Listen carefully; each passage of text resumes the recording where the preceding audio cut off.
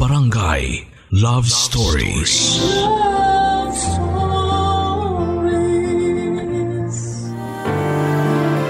Ang tunay na pagmamahal ay walang pinipili. Subalit kung ang ating minahal ay nawala, ito ay hindi dapat pinapalitan. Hindi dapat na tinuturing na kapalit ang bagong mamahalin, sapagkat wala dapat pagkukumpara. Ikaw, kabarangay, naranasan mo na bang maging kapalit sa nawalang minamahal ng iba? Dear Papa Dudut, magandang araw po sa inyo. Ako po si Roda. Ang aking ikukwento ay nangyari lamang po halos kamakailan lamang. Pero ang istorya ay nagsimula mahigit 2 taon na ang nakakalipas. 28 years old na po ako sa ngayon at isa po akong kasambahay ng isang mabait na amo na si Ate Dolores. May anak po si Ate Dolores, ang pangalan naman po ay si Rick, 20 years old na po siya sa ngayon. Masaya po kami na parang isang pamilya. Kasi hindi din naman po kasambahay ang turing ni Ate Dolores sa akin, kundi parang anak-anakan na rin niya. Nang magkasakit po si Ate Dolores ay doon namin nalaman na may anak pala siya sa una niyang nakarelasyon. May naging anak siya na pinangalanan niyang Ethan. Hindi niya daw ito nakita matapos niyang ipanganak, kung bakit po ay mamaya ko na ikukwento. Bagamat hindi tumigil ng kakahanap si Dolores ay walang nakaalam sa mga kasama niya sa bahay na may anak pala siya at hinahanap niya ito. Alam namin at alam din ni Ate Dolores ang tungkol sa sakit niya at handa na siya sa mga mangyayari. Pero bago daw mangyari yon ay kinausap niya si Rick na magbabaka sakali at subukang hanapin si Ethan. Kaya dahil sa kahilingan ni Ate Dolores ay ginawa ni Rick ang lahat ng magagawa niya para mahanap si Ethan bago man lang malagutan ng hininga si Ate Dolores.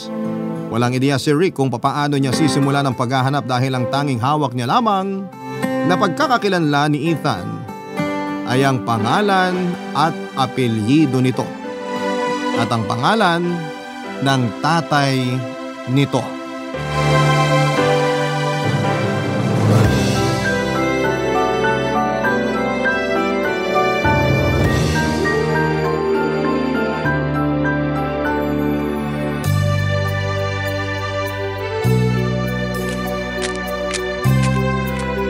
Rick. Oh, Rona. Kumusta si Mama? Nagpapahinga na. Mabuti naman. Ano bang iniisip mo? Si Ethan. Paano mo pala sisimulan ng paghahanap? Siguro sisimulan ko sa social media. Alam ko na suntok sa buwan pero kesa wala naman akong gawin. Doon na muna ako magsisimula. Sigurado may litrato ang mga account. At siguro naman may makikitang pagkakahawig kay Ate Dolores si Ethan. Kung mahirap, siguro bumasi ka na lang sa lukso ng dugo. Ha? Anong lukso ng dugo? Ay, sorry, sa magulang lang ata yun. Pag naramdaman nila na anak nila ang isang bata. Basta, gagawin ko lahat ng paraan para kay Mama. Ano daw ba ang sabi ng doktor? Ay, ganun pa rin. Pero kahit na nagbibigay sila ng taning, hindi pa rin ako nawawalan ng pag-asa. Ipinagpapasa Diyos ko na lang lahat. Kung ano man na maging pasya niya, tatanggapin ko. Pero ang tanging dinadasal ko na lang na sana makita ko si Ethan bago mahuli ang lahat. Para man lang masaya si Mama bago siya umalis. Susubukan ko rin maghanap sa social media. Salamat, Rona. Salamat sa mga ginagawa mo para kay Mama. Ano ka ba? Malaki yung utang na loob ko kay Ate Dolores, no? Kung hindi dahil sa kanya nabaon na kami sa utang. Kinupkup niya na ako, pinapasweldo pa. Kaya unti-unti, nawala na ang mga utang ng pamilya ko. Ganyan talaga si Mama eh. Oo nga, hindi lang naman ako ang tinulungan niya. Madami pa na taga dito sa atin. Kaya nga halos lahat sila kinukumusta si Mama. Tsaka lagi siyang dinadalaw. Kasi nga binabalik lang sa kanya lahat ng kabutihan niya. Uy, tahan na. May iyak na rin ako niyan dahil sa'yo eh. Mahal na mahal ko si Mama. Alam ko. Basta lagi natin siyang ipagdasal. Hindi ko alam ang gagawin ko kapag nawala siya. Ano ka ba? Lakasan mo nga ang loob mo. Mamaya malaman ni Ate Dolores na ganyan ka. Sasama ang loob nun. Natatakot ako na mawala si Mama, Rona. Shh. Tahan na. Baka madinig ka ni ate. Basta habang nandyan siya, paligayahin natin siya. Nakikita ko na ang magpapaligaya sa kanya ay yung makita niya si Ethan. Kaya kailangan ko talagang mahanap si Ethan. May awa ang Diyos. Punasan mo na nga yung luha mo. Baka mamaya makita ni ate na umiiyak ka. Natutulog na ba siya? Oo. Ano ba nangyari kay Ethan? Bakit ba siya nalayo kay ate? Hindi naman nagkukwento si Mama eh. Sabi ni Tito Ruben, masyado daw masakit kay Mama yung nangyari. Anong sabi ni Kuya Ruben? Yung tatay daw ni Ethan ang unang naging boyfriend ni Mama. Masaya naman daw sila. Pero nung malaman nung lalaki na buntis siya kay Ethan, iniwan na siya. Grabe naman pala yung taong yon. Teka, paano naging konektado yung pag-alis ng lalaki yun sa pagkawala ni Ethan? 1 taon matapos may panganak si Ethan, bumalik daw yung lalaking yun. Humingi ng tawad kay Mama. Binalikan siya? Kumusta yung pagsasama nila? Gaya nung una, maganda sa umpisa. Hanggang sa huli, hindi na naman sila nagkasundo. Bakit? May nalaman kasi si Mama. Kaya pala maraming araw na hindi umuwi yung tatay ni Ethan kasi may iba pala siyang inuuwian. Sobra naman yung taong yun. Ang kwento sa akin, gusto raw malaman ni Mama kung totoo. Kaya sinundan niya yung lalaki minsan. Doon niya napatunayan na totoo yung mga nadinig niya. Pero hindi pa raw nakipaghiwalay si Mama. Binalaan niya lang yung lalaki na kung uulit pa sa mga ganong gawa niya, lalayo daw sila ni Ethan. Nangako naman yung lalaki na hindi na daw uulit. Napakabait naman kasi ni ate. Pero may pinaplano pala yung lalaking yun para sirain si Mama. Ha? Anong ginawa niya? Pasensya ka na, Rona. Hindi ko na siguro maidedetalye. Ayos lang. Pasensya na rin at masyado akong mausisa. Naku, hindi ka naman mausisa. Maganda nga rin na alam mo. Basta nangyari daw, umalis yung lalaki tapos dinala niya si Ethan. Mula nun, hindi na nagkita si Ethan tsaka si Mama. Nakakaawa naman si ate. Ilang taon na ngayon si Ethan? 23? Biruin mo? 23 years niyang hindi nakita? Oo nga eh. Pasensya na. May tanong lang ako. Sige, walang problema. Tanong mo lang. Hindi ba hinanap ni ate si Ethan noon? Hinanap niya. Wala lang makapagturo kung saan ang kinaroroonan nila nung tatay. May nagsabi na pumunta daw sila sa ibang bansa pero may iba rin naman na nagsabi na nandito lang daw sa Pilipinas. Ang sakit naman nun. Nakakaawa si ate. Nagkasakit na hindi pa rin nakikita ang isa pa niyang anak na nawawala. Kaya nga hindi ako titigil. Pipilitin kong hanapin si Ethan. Isang tanong pa ha. Sige lang. Huwag ka sana magalit. Sige, hindi ako magagalit. Ano ba yun? Hindi mo ba naisip noon na hanapin ang kapatid mo? Nito ko lang kasi nalaman lahat kaya ngayon lang ako nagsimula maghanap. Ha? Hindi sinabi ni ate sa'yo tungkol doon? Hindi. Pasensya ka na sa tanong ko ha. Okay lang yun. Pero ang ipinapangako ko talaga, kahit anong mangyari, gagawin ko ang lahat para mahanap si Ethan.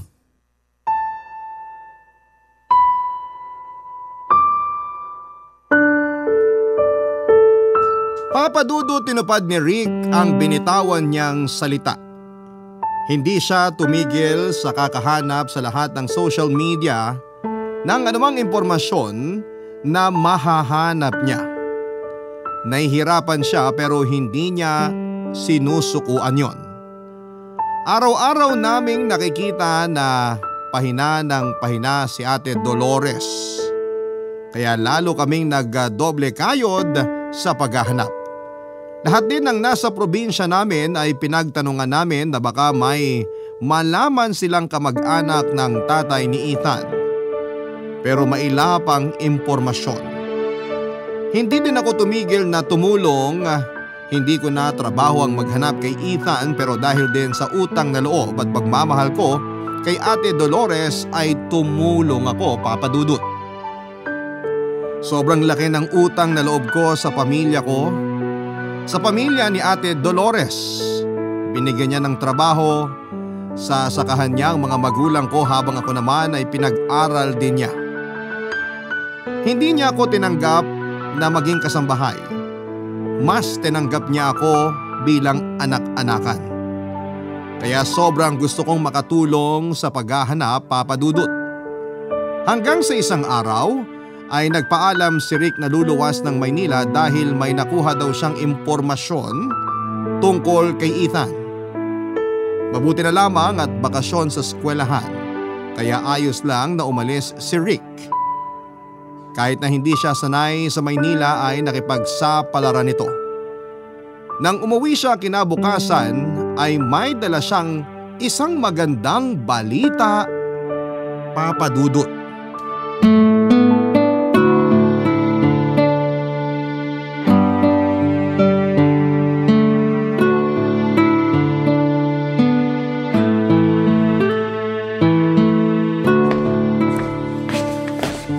Rona! Rick, kumusta ang lakad mo? Maupo muna tayo. Napagod ako eh. Ay, sorry. Oh, anong balita? Magandang balita. Ano, nakita mo na si Ethan? Hindi pa. Ha? Ano ang magandang balita? May nahanap akong kamag-anak niya. Pinangako sa akin ng kamag-anak na sasabihin daw niya kay Ethan. Binigay ko nga tong address dito sa bahay. Ganun ba? Oh, bakit parang hindi ka natuwa? Paano? Malay ba natin na ipaparating talaga kay Ethan ang sinabi mo? O kung sabihin man, malay ba natin kung pupunta ang Ethan na yun? Pupunta yun. Paano ka naman nakakasiguro? Dahil sinabi sa akin nung kausap ko na hinahanap din pala ni Ethan si Mama. Talaga? Magandang balita nga yan. Teka, sino ba yung nakausap mo? Asawa ng kapatid ng tatay ni Ethan. Wala na pala yung tatay ni Ethan, ilang taon na rin. Mabuti naman at hinahanap din pala ni Ethan si Ate Dolores. Si Mama nga pala, kumusta? Natutulog uli siya ngayon. Pero ganun pa rin ang lagay niya, wala pa rin pagbabago. Ay, sana maabutan pa ni Ethan si Mama. Wala bang sinabi yung nakausap mo kung kailan niya masasabi? Nag-message agad siya kagabi nung kausap ko siya. Pero ayaw niyang ako mag-message kay Ethan kasi sabi niya hindi raw pinapansin ni Ethan yung message kapag hindi niya kilala yung nagpadala. Sana nga pumunta siya agad. Tao po! Oh, may tao sa labas. Lika Rona, buksan natin yung pinto. Sino yan? Teka, ikaw yung nakasabay ko sa bus kanina. Ako nga. Sa Maynila pa lang nakita na kita. Anong maipaglilingkod namin sa'yo? May hinahanap akong address. Eto. Ay, dito yan. Sino bang hinahanap mo? May nagpunta sa tita ko. May binigay na impormasyon tungkol kay Dolores. Ethan? Bakit kilala mo ako? Ako yung nagpunta sa tita mo. Ay, salamat sa Diyos, nandito ka na. Ako nga pala si Rona at siya si Rick ang... Halika Ethan, sasamahan kita. Sandali, dito ba siya nakatira? Pwede ba munang malaman kung anong nangyari sa kanya? Nagkaroon siya ng cancer. Hindi namin alam kung hanggang kailan na lang siya. Ayos ka lang ba? Gusto mo ba ng tubig? Hindi na, salamat. Pwede bang maupo muna? Ay, pasensya na. Maupo ka muna. Sigurado ka bang ayos ka lang? Oo. Mabuti nakapunta ka agad. Nung nag-message si tita kagabi, nag-ayos na agad ako ng gamit. Matagal ko na siyang hinahanap. Matagal ka na rin niyang hinahanap. Sigurado ka bang hinahanap niya ako? Oo. Mula nun hindi siya tumigil. Hindi nga namin alam kung sino ang hinahanap niya at kung bakit niya hinahanap. Hanggang sabihin niya na lang nung hindi niya na kaya maghanap dahil nanghihina na siya. Hinahanap niya ako? Bakit di niya ako nahanap? Ang liit-liit lang naman ng Pilipinas. Hinanap ka niya talaga. Kung ano-ano lang kasi ang binigay sa kanyang impormasyon kaya medyo gumulo. May nagsabi pa nga sa kanya na ng ibang bansa raw kayo. Pero kahit ganun, hindi siya tumigil sa paghahanap sa'yo. May nakakatawa ba? Nakakatawa ang kwento niyo. Halika na Ethan. Sasamahan kita sa kanya.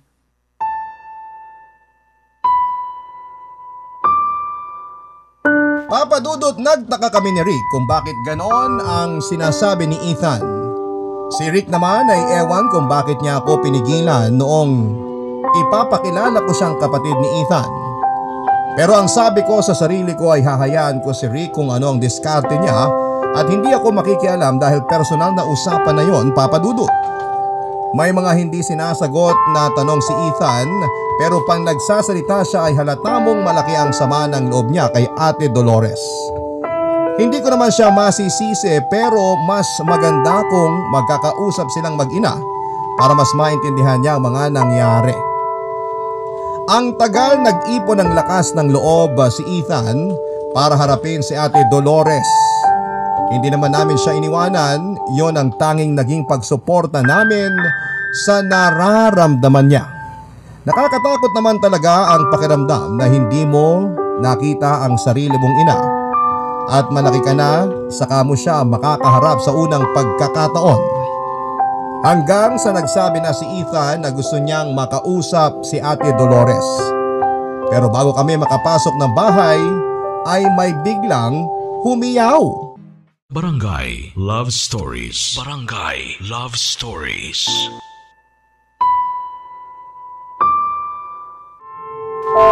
Papa Dudut, nagulat kami sa sigaw ni Manang Ising. Kaya napatakbo kami papasok at naiwan namin si Ethan na sumunod na lamang. Pagpasok namin sa kwarto ni Ate Dolores ay wala na itong buhay. Una, hindi makapaniwala si Rick pero nang mahimasmasan siya na wala nang ang buhay ang mama niya ay bigla itong humagulhol. Saka palang nakapasok sa kwarto si Ethan at nakita niya kung paano tumangi si Rick na takang-taka siya. Kita sa mukha niya na nagtatanong siya kung sino ang taong ito na gano'n na lamang makahagulhol sa bangkay ng nanay niya. Hindi pa kasi alam ni Ethan na kapatid niya si Rick, Papa Dudut, dahil nga sa hindi nagpakilala si Rick noong pagdating ni Ethan. Hindi ko din naman masisisi si Rick, Papa Dudut. Siguro'y ayaw niyang mabigla si Ethan na malaman na may kapatid siya. Ang pinakamasakit, Papa Dudut, ay hindi man lang nakapag-usap ang mag-inang sina Ethan at Ate Dolores bago pa man ito malagutan ng hininga. Sobrang nakakalungkot po ang mga pangyayaring yon.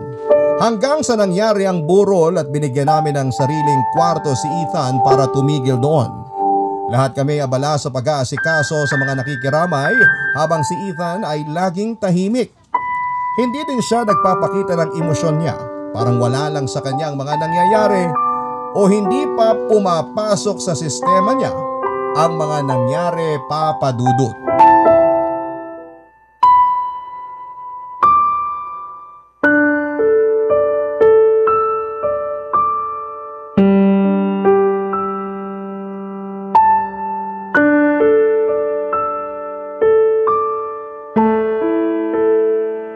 Ethan, Bakit?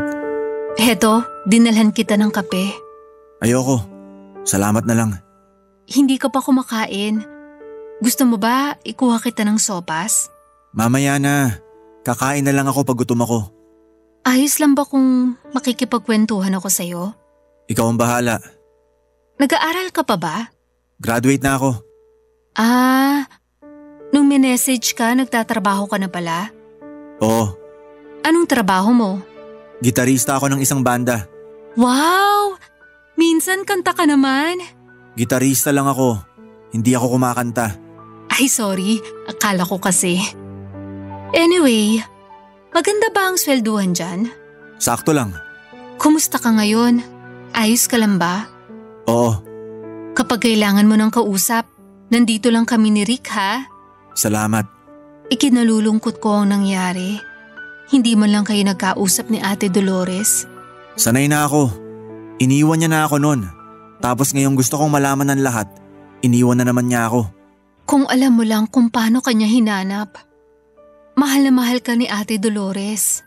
Mahal? Bakit niya ako iniwan? Ethan, huminahon ka. Kahit balibaliktarin mo pa ang kwento, doon pa din babalik. Iniwan niya ako. Anak niya ako. Pero iniwan niya ako. Nagkakamali ka. Mali ang nalalaman mo. Ano bang alam mo? Nandun ka ba nung iwan niya ako? Ethan, hindi ka niya iniwan. Huwag mo na siya pagtakpan. Wala ako sa posisyon para magkwento. Siguro, kailangan niyo rin mag-usap ni Rick. Bakit naman? Siya magsasabi sa iyo ng lahat. Anong diferensya kung sa'yo man manggaling o sa kanya? Mas may karapatan siya magsabi. Teka nga, bakit ba gano'n na lang kayo sa nanay ko?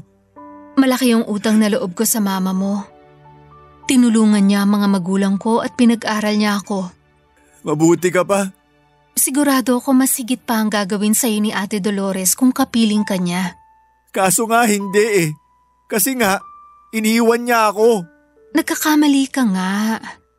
Siguro, hayaan mo na lang ang kapatid mo ang magsabi ng lahat. Kapatid? Ha? Sino kapatid? May kapatid ako? Pasensya ka na. Hindi ako ang dapat nagsabi. Nagsabi ng ano? Ano ba sinasabi mo? Wala. Sabihin mo! Huwag niyo akong ginagago dito! Kapatid mo si Rick. Ano? So siya pala ang dahilan. Kaya ako iniwan ng nanay ko. Hindi ganun. Kanina ko pa kayo hinahanap. Nandito pala kayo sa labas. Ang kapal din ng mukha mo! Ha? Ethan, huminahon ka. Mag-usap kayo na maayos. Hindi ako makikipag-usap dito. Magsama-sama kayo! Ethan, sandali! Rona, anong nangyari? Rick, patawarin mo ko. Patawarin? Bakit? Alam ko hindi sa akin dapat nanggaling pero dapat yan ang malaman. Malaman ng ano? Ano bang sinasabi mo? Sinabi ko na sa kanya. Rona, ano ba? Sabihin mo na nga. Gulong-gulo na ako eh. Sinabi ko na ang totoo na magkapatid kayo. Ano? Patawarin mo ko.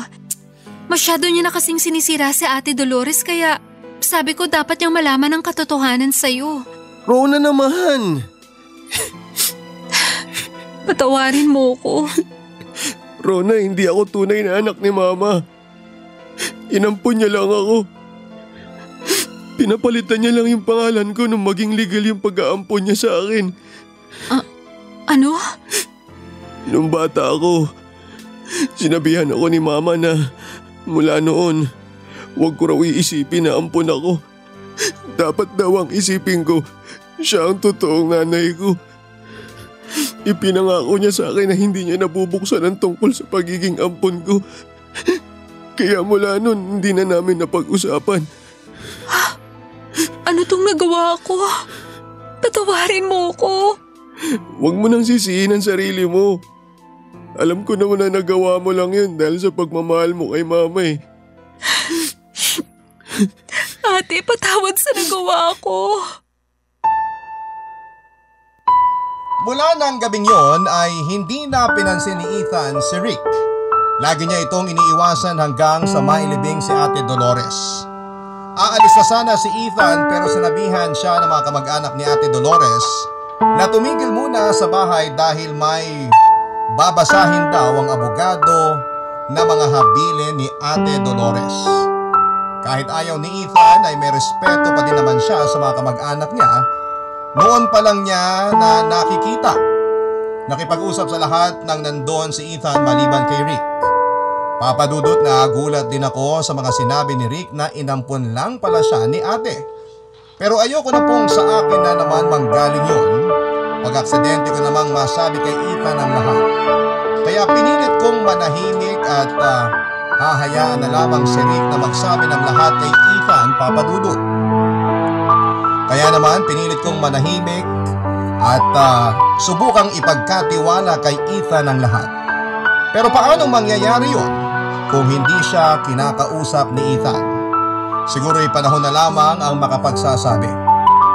Isang gabi ay umalis si Ethan at wala pa siyang masyadong alam sa lugar namin.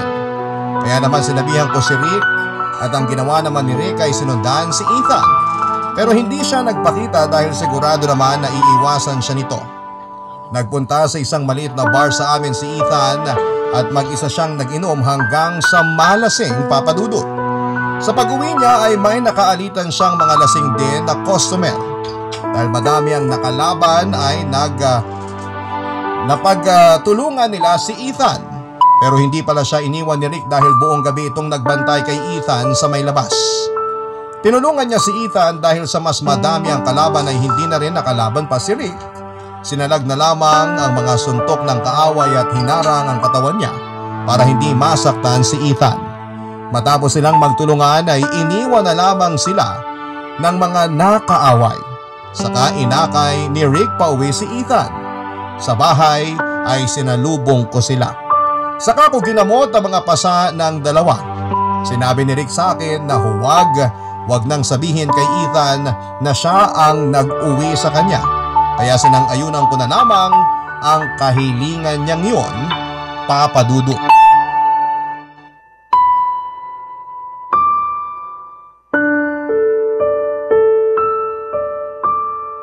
Aray! Ay, sorry. Ang sakit. Sorry. Ano bang nangyari? Hindi mo matandaan? Hindi. Naglasing ka kagabi. Naalala ko yun. Ano nangyari sa akin? May mga nakaaway ka. Ha? Sino? Mga dayo. Nakilala na sila. Pwede tayong pumunta sa presinto mamaya para magsampa ng reklamo. Ha? Huwag na. Hayaan na lang natin. Pero sinaktan ka nila. Baka may kasalanan din ako. Hindi ko matandaan dahil nalasing na nga ako. Baka katapusan ako pa pala ang dapat ireklamo. Sigurado ka? Oo. Iwas na lang sa gulo. Iwas sa gulo? Ayan na nga. Sinuong mo ang gulo. Mabuti may tumulong sa'yo. Sino? Ha? Hindi nakilala eh. Kung sino man siya, salamat sa kanya. Aray! Ay, sorry. Kailangan nating linisin para hindi ma-impeksyon. Malaki ba ang sugat? Maliit pero malalim ang sugat. Hindi naman siguro to pepeklat. Pero baka hindi na tumubo yung kilay na nadaanan ng sugat. Talaga ba? Huwag ka na kasing makikipag-away. Hindi ko nga matandaan ang nangyari. Umiinom ka rin ba sa Maynila? Oo. Sa bar madalas ang gig namin kaya napapainom. Napapaaway ka ba doon? Hindi pa, kahit kailan. So hindi ka pala away kundi yung mga lokong yon. Kaya ireklamo na natin sa presinto. Wag na nga, hayaan mo na. Tuloy.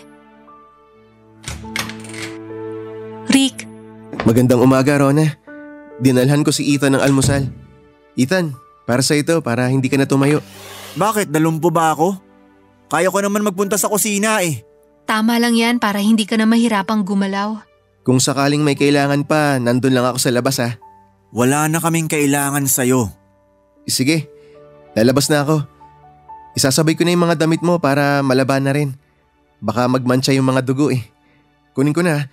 Aray! Huwag mo nga hawakan yung gamit ko. Ethan, ano ka ba? Sinalag ko lang siya, aaray na. Ang arte mo naman. Ethan, tama na. Bakit bang sensitive mo? Ano bang meron sa loob ng damit mo? Uy! Ano yan? Bakit may mga pasa at sugat ka dyan sa katawan mo? Ethan, bakit kailangan mong iangat ang damit ni Rick? Teka sandali. Bakit ka may mga pasa at sugat? Ano to? Ikaw ang gumulpi sa akin kagabi? Ano bang sinasabi mo, Ethan? Ano yan? Nagkataon lang na napaaway ako at napaaway din siya? So ikaw ang nanakit sa akin kagabi? Ethan, nagkakamali ka. Magsisinungaling ka pa. Sira ulo ka pala talaga eh. Hinintay mo talagang malasing ako para makaganti ka sa akin. Ako ba may kasalanan sa'yo? Di ba kayo ng tatay mo ang may kasalanan sa akin? Ethan, tumigil ka na. Hindi mo alam ang sinasabi mo. Pagtatakpan mo pa yan? Oh, halika ngayon sa presinto. Magrereklamo na ako sa pananakit niyan. Hindi ka niya sinaktan. Huwag na kayong magpalusot. Ibig sabihin magkakontsaba kayo? Siya yung tumulong sa'yo nung pinagtutulungan ka na. Rona, wag mo na sabihin. Hindi eh. Mali na to. Alam mo ba, Ethan, kung bakit puro sugat at pasasarik? Dahil sinalag niya lahat ng suntok at sipa na dapat para sa'yo. Magpapahinga na ako.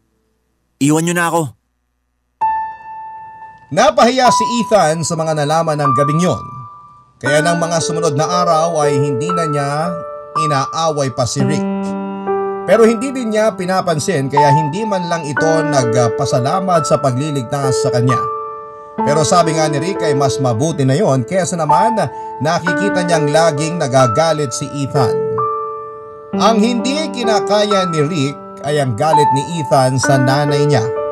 Wala namang pagkakataon si Rick para sabihin ang buong katotohanan sa pagkakahiwalay ni Ethan sa kanyang ina dahil hindi naman siya kinakausap nito. Isa pa ay kung kakausapin man ni Rick si Ethan ay tiyak na hindi naman ito maniniwala sa kanya si Ethan dahil sarado ang isip nito. Kaya ang mga mismong kamag-anak ni Dolores ang kumausap kay Ethan at sinabi ang katotohanang kinuha siya ng tatay niya nang hindi nalalaman ng nanay niya. Kaya ganoon na lamang ang sakit na nararamdaman ni Ate Dolores nang mawala siya.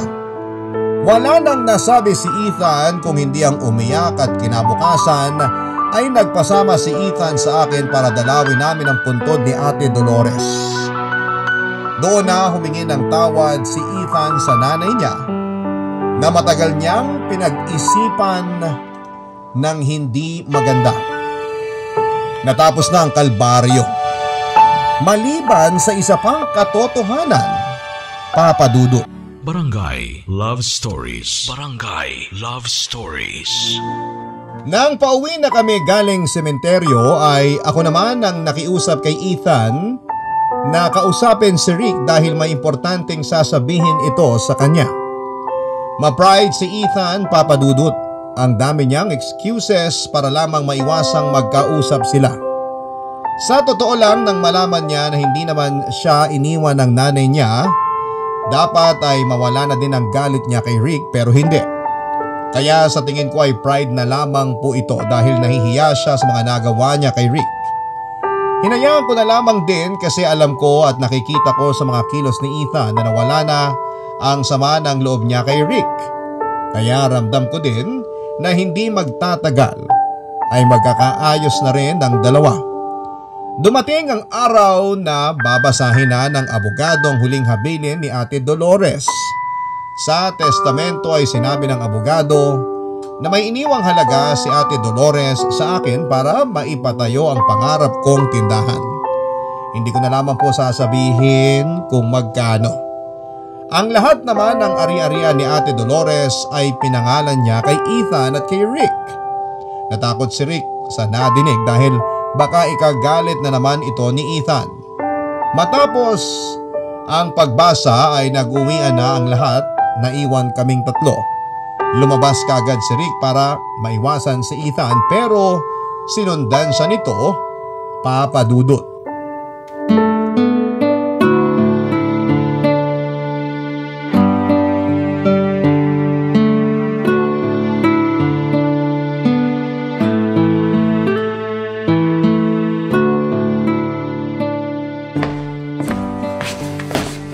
Ethan, pwede bang maupo?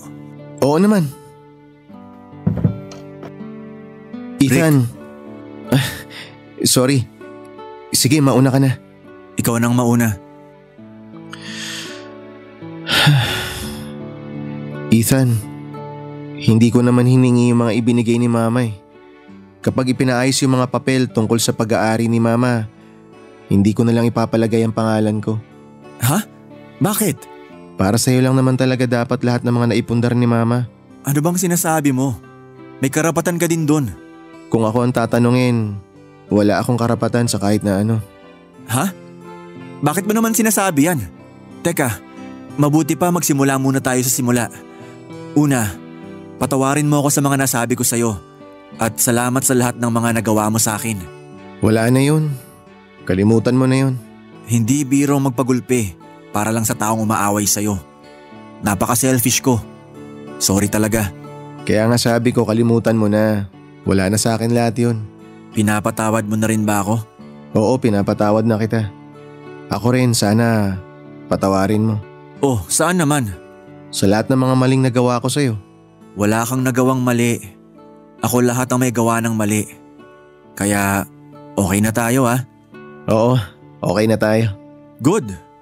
So kalimutan mo na yung sinasabi mo na hindi mo ipapasama ang pangalan mo sa paglilipat ng mga titulo. Pero Ethan, desidido talaga ako na hindi ipasama ang pangalan ko. Para sa'yo talaga lahat ng pag-aari ni Mama. Uy, ano bang sinasabi mo? Ethan, hindi mo ako tunay na kapatid. Inampun lang ako.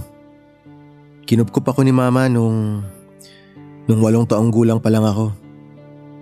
Ulila na ako noon. Sa palengke ako nakatira. Doon ako natutulog. Ang ikinabubuhay ko yung ibinabayad sa akin sa pagbubuhat. Naawa sa akin si mama kasi nakita niya na pinag-aaral ko sarili ko. Libre lang naman yung pinapasukan kong eskwelahan noon, pero yung pang-araw-araw ko tsaka yung mga pambayad sa kailangan sa eskwelahan, kinukuha ko sa kinikita ko. Inampon ako ng legal ni mama at pinagamit ang apelyido niya. Tapos pinapangako niya ako na kahit kailan, wag ko raw isipin na inampon niya lang ako. Siguro nangungulila si mama noon dahil sa pagkawala mo. Pero ngayon nandito ka na, tama lang na para sa'yo lahat ng pinaghirapan niya. Mama ko, patawarin mo ko. Hindi na nag-asawa si mama mula nung mawala ka. Kaya hindi niya ako anak sa ibang lalaki.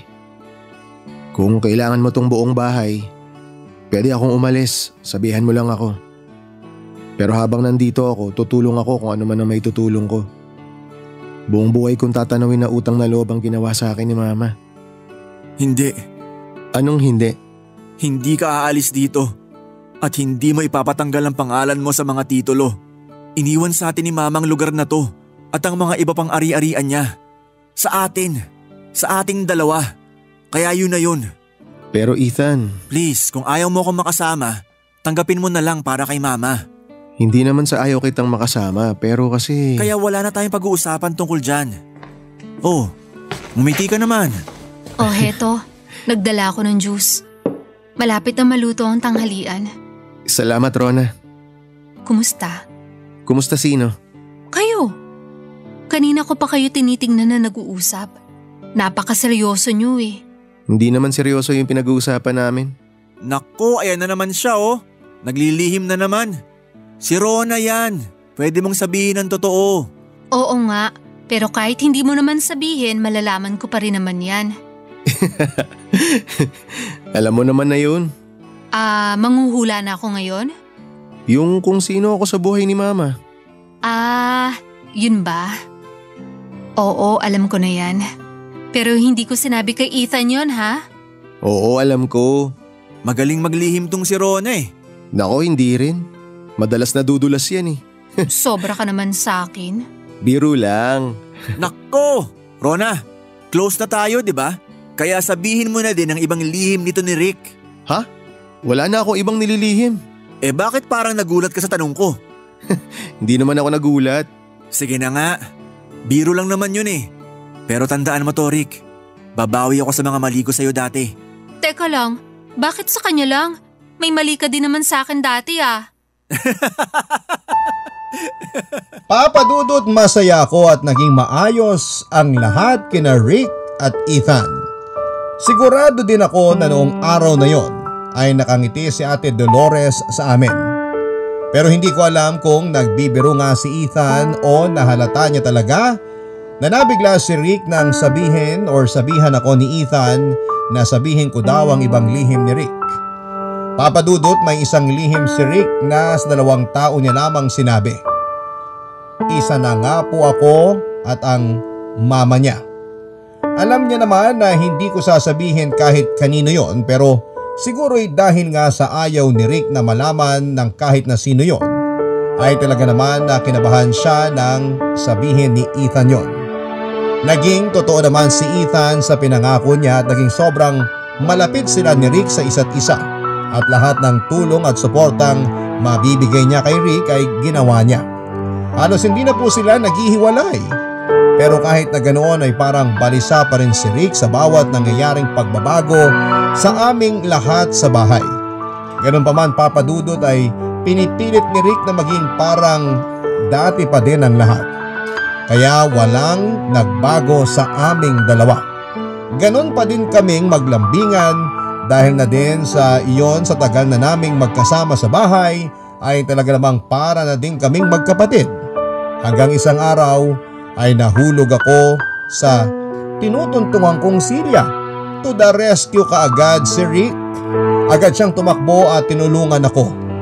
Hindi ko kinayang maglakad kaya kinailangan akong buhatin ni Rick para ipasok sa bahay.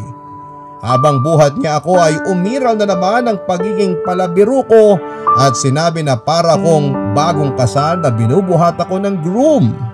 Natawa naman si Rick at hindi pa doon natapos ang biro ko, saka pa ako humalik sa pisngi ni Rick kaya mas nagtawanan kami. Sakto palang nakita kami ni Ethan at babatiin ko sana siya pero parang sumama ang itsura niya at umalis ng bahay. Nagtaka kami ni Rick sa inasal ni Ethan. Ano kayang problema niya at ganon siya. Pagkababa sa akin ni Rick sa kwarto niya ay sinabihan ko siyang kausapin si Ethan dahil parang may problema ito. Agad namang sinundan ni Rick si Ethan pero hindi na niya ito nakita sa labas. Naghintay kami sa kanya pero gabi na ay hindi pa ito umuwi kaya nagpa siya si Rick na hanapin na si Ethan. May hinala na si Rick kung saan nandun si Ethan at nang dumating siya sa lugar ay tama nga ang hinala niya. Nandun na naman si Ethan sa bar kung saan ay nakursunodahan siya at lasing na naman ito ng pagkakataong yon, Papa Dudut.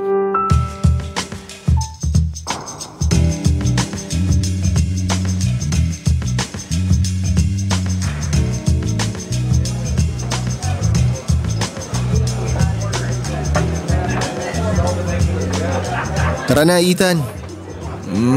Sandali. Umiinom pa ako eh. Halika na, lasing ka na eh. Bakit ka ba nakikialam? Sino ka ba? Oh, nakita mo na yan? Pati ako hindi mo na makilala. Sino ka nga? Si Rick to. Ha? Bakit ka nandito? Halika na dun sa bahay, dun tayo mag-usap. Akain na kita. Oh, pumayo ka na. Ayan. Umiinom pa ako. Wala nang paglalagyan ng alak, puno ka na. Hindi pa ako nagbabayad. Binayaran ko na. Sigurado ka? Makakalabas ba naman tayo ng bar kung hindi ka pa bayad? Bakit mo binayaran? Siyempre, para makaalis na tayo. May pera naman ako eh. Alam ko naman na may pera ka. Sandali. Babayaran kita. Wag na, ano ka ba? Hindi. Ako lang uminom eh. Kung uminom ka din, ayos lang na ikaw ang magbayad. Wala namang kaso yun eh. Anong wala? Meron. O siya, meron na akong meron. Kaya magbabayad ako. Sandali. Dudukot ako ng pera. Sa bahay ka na magbayad. Teka nga sandali, umawa ka sa akin, baka matumba ka. Maghintay tayo dito ng tricycle. Uupo ako. Saan ka uupo? Dito. Madumi dito sa kalye. Teka nga. Ayun, may upuan dun. Doon tayo umupo. Halika. O dahan-dahan ha. O ayan. Upo ka dyan. Nahihilo ako. Natural, may hilo ka. Lasing na lasing ka eh. Huwag kang ano dyan. Nakainom lang ako. Talagang dito mo pa naisipan uminom ha. Kung saan muntik kang patayin sa bugbog ng mga dayo dati. Saan ako iinom? Wala nang ibang bar dito kundi yun. Sana sa bahay ka na lang uminom. Wag na. Bakit wag? Wala naman nagsabi na bawal uminom sa bahay ha. Tsaka bahay mo na yun, kaya karapatan mong gawin ang gusto mo. Bahay natin yun. O sige na, bahay na natin kung bahay natin. O yun na nga yung ibig ko sabihin. Bahay natin, kaya may karapatan ka. Wala naman ako sinasabi na hindi ka pwedeng uminom dun. Tsaka bakit ka na naman ba naglasing ng ganyan? Naiinis ako. Saan ka naiinis? Basta. Dahil lang naiinis ka, maglalasing ka na? Ethan, hindi mo pwedeng soluhin yung problema mo. Kaya nga kami nandito eh. Pwede mo kaming sabihan. Dapat lagi tayo nandito para sa isa't isa. Ayoko uminom dun kasi ayokong makakita ng nagaharutan. Tungkol ba to sa nakita mong buwat-buwat ko si Rona? Nahulog siya eh. Masakit yung paa niya kaya binuhat ko. Binuhat? Tapos may halikan pa. Ikaw naman hindi ka pa nasanay kay Rona. Alam mo naman pala biro yun. Wow, hanip naman sa biruan. Tsaka wala namang ibig sabihin sa amin ni Rona yung paghalik niya. Ganun lang kami kahit noon pa. Nakakatawa naman yung sinasabi mo. Anong nakakatawa dun? Yun naman talaga ang totoo. O edi mabuti sa inyo. Ituloy nyo lang yung lambingan nyo. Huwag nyo na lang ipakita sa akin. Ay, ano bang nangyayari? Manhid ka ba? Sandali, nagsiselos ka ba? Oo! Walang namamagitan sa amin ni Rona, kaya kung gusto mo siya, kausapin mo siya. Manhid ka nga! Ano? Paano ako naging manhid? Hindi kita maintindihan. Ikaw ang mahal ko.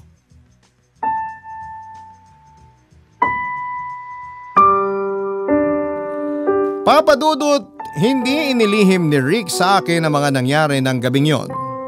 Ikinuwento niya na may napakahabang katahimikan ang nangyari nang sabihin ni Ethan ang salitang si Rick ang mahal niya. Hindi daw niya malaman kung paano siya mag-react sa mga sinabi ni Ethan, pero si Ethan na rin daw ang bumasag sa katahimikan. Sinabi daw nito na noon pa ay iba na ang nararamdaman niya kay Rick. Mula nung una siyang makita sa bus sa Maynila pa lamang, hindi niya daw inisip na mali yun dahil nga sa hindi naman daw sila totoong magkapatid.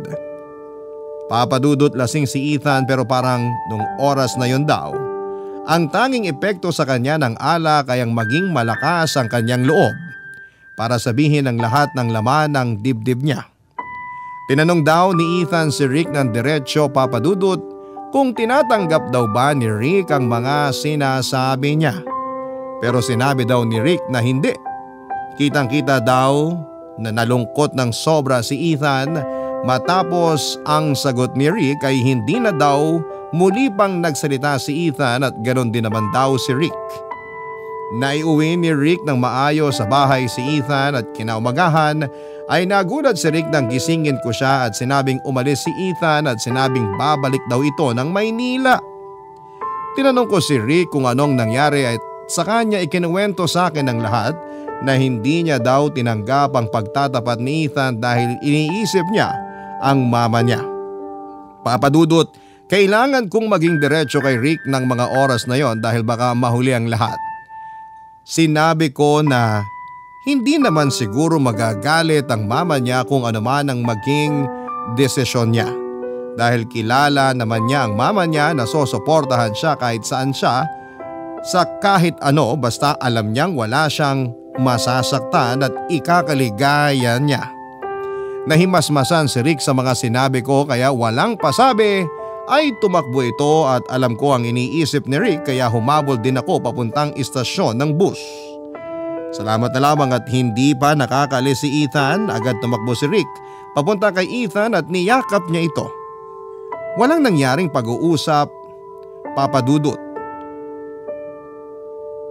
Ay nagkaintindihan ang dalawa dahil sa mahigpit na yakap na yon. Sa ngayon ay masaya kaming namumuhay sa probinsya, magkasama pa din kaming tatlo. Iyahabol ko lang po, Papadudot, total nilabas na ni Rick ang totoo ay pwede ko nang ikwento na yun ang lihim na ipinagkatiwala niya sa amin ng mama niya. Nang dumalaw kami sa puntod ni Ate Dolores ay nagpasalamat sina Rick at Ethan sa mama nila dahil siya ang dahilan at naghatid sa kanilang dalawa para sila magkatagpo.